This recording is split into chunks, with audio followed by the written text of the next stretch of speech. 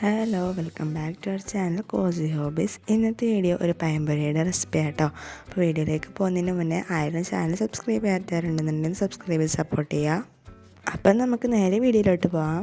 അതിനായിട്ട് ഞാൻ ആദ്യം തന്നെ ഈ ഒരു കപ്പിൽ ഒരു 1.5 കപ്പോളം മൈദ ചേർത്ത് കൊടുക്കുന്നുണ്ട് കേട്ടോ.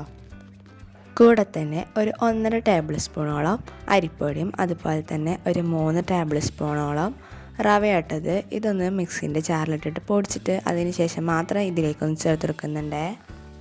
ഇനി അടുത്തായിട്ട് ഞാൻ 2 ടേബിൾ സ്പൂണോളം പഞ്ചസാര അതുപോലെ തന്നെ 2 ഏലക്കായും കൂടി ഇട്ടിട്ട് മിക്സിയുടെ ജാറിലിട്ടിട്ട് പൊടിച്ചെടുക്കുന്നുണ്ട് കേട്ടോ. അപ്പോൾ അതാ ഇതും കൂടി ഞാൻ അതിലേക്ക് ചേർത്തെടുക്കുന്നുണ്ട്. ഇനി അടുത്തായിട്ടൊരു പിഞ്ച് ഉപ്പും അതുപോലെ തന്നെ ഒരു 1/4 ടീസ്പൂണോളം മഞ്ഞൾപ്പൊടി, കളറിന് ആവശ്യമായിട്ടുള്ള കുറച്ച് മഞ്ഞൾപ്പൊടിയും കൂടി ചേർത്തിട്ട് ഇതൊക്കെ ഒന്ന് മിക്സ് ചെയ്ത് യോജിപ്പിച്ചെടുക്കുന്നുണ്ട്.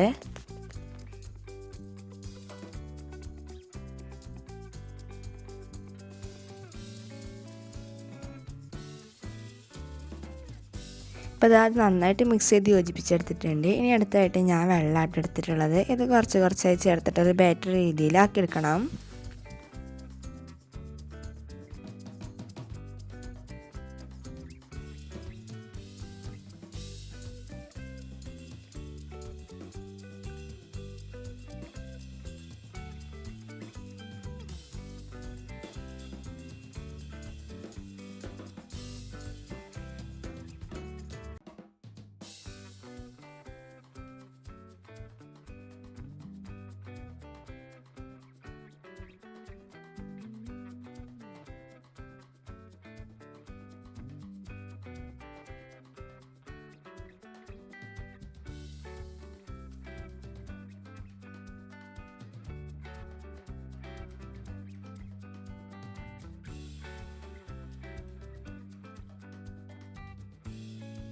ഇതുപോലെ വേണം കേട്ടോ നമ്മുടെ ബാറ്റർ റെഡിയാക്കി എടുക്കാൻ വേണ്ടിയിട്ട്. ഒരുപാട് ലൂസും ആവരുത്, ഒരുപാട് കട്ടിയാവരുത്.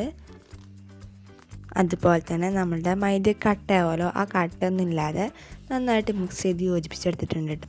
ഇനി അടുത്തായിട്ട് ഇതിലേക്ക് 2 ടേബിൾ സ്പൂണോളം ദോശമാവാട്ടോ ചേർത്തെടുക്കുന്നത്. ഇതും കൂടി ചേർത്തിട്ട് ഒന്ന് മിക്സ് ചെയ്ത് യോജിപ്പിച്ചെടുക്കാം.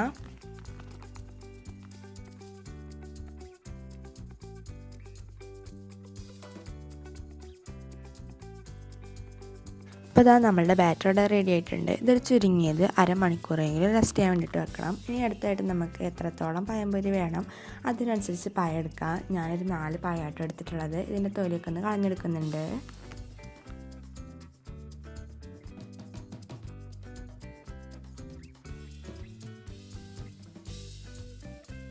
അപ്പോൾ ഇതാ ഞാൻ ഈ പഴത്തിൻ്റെ തൊലി കളഞ്ഞെടുത്തിട്ടുണ്ട്. ഇനി അടുത്തായിട്ട് നമുക്ക് ഈ ഒരു പഴം 3 or 4 കഷ്ണങ്ങളാക്കിയിട്ട് ഇതുപോലെ ഒന്ന് മുറിച്ചെടുക്കാം കേട്ടോ. ഞാൻ 3 കഷ്ണമാക്കിയിട്ടാണ് മുറിച്ചിട്ടുള്ളത്.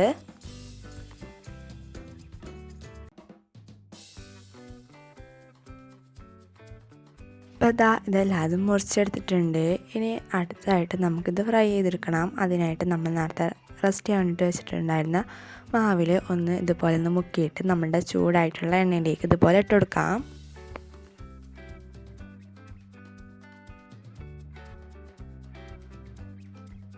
ഒരു ഭാഗം ബ്രൗൺ കളറായി വരുന്ന സമയത്ത് നമുക്കൊന്ന് മറിച്ചിട്ടിട്ട് ഇതുപോലെ ഒന്ന് ഫ്രൈ ചെയ്തെടുക്കാം കേട്ടോ. ഇനി നമുക്കിത് കോരിയിട്ട് ഒരു പാത്രത്തിലേക്ക് മാറ്റി കൊടുക്കാം.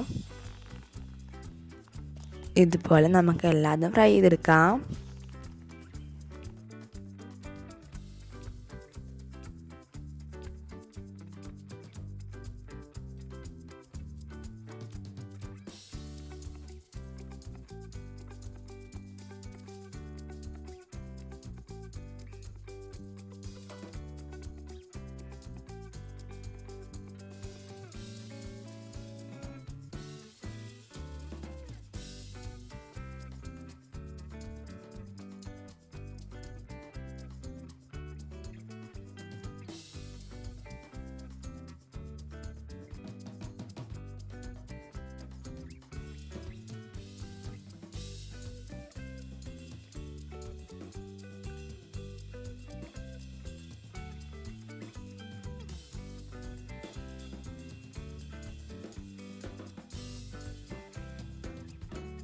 അപ്പോൾ അതാ നമ്മുടെ ഫ്രൈയിലൊക്കെ കഴിഞ്ഞിട്ടുണ്ട്. അപ്പോൾ നമ്മളുടെ സോഫ്റ്റ് ആയിട്ടുള്ള പഴംപൊരി ഇവിടെ റെഡി ആയിട്ടുണ്ട് കേട്ടോ.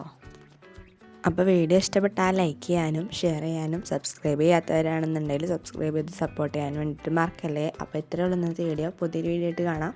അപ്പം എല്ലാവർക്കും ബായ്.